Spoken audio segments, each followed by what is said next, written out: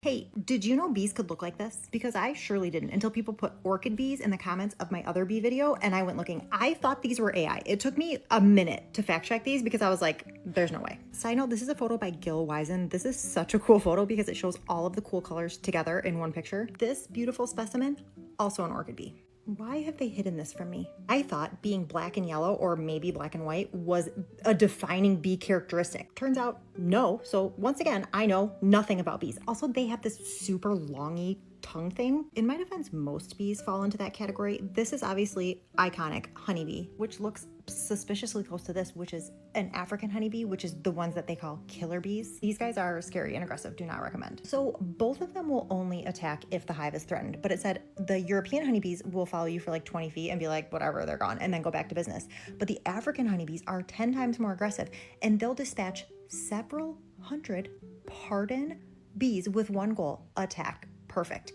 Rather than losing interest, they'll follow you for 120 feet, perhaps farther. Hey, I don't like that. They're apparently like impossible to tell apart. Even an entomologist can't do it just on sight. So if 100 bees are following you home, it's probably this guy. This is what I would consider to be the queen bee, LOL, the bumble. This is the best bee in my opinion. Very strong preference for a fat honker friendly bee, and that's precisely what this guy is. Bumblebees are not to be confused with carpenter bees, and I feel like these are easy to distinguish because a carpenter bee has a shiny black butt.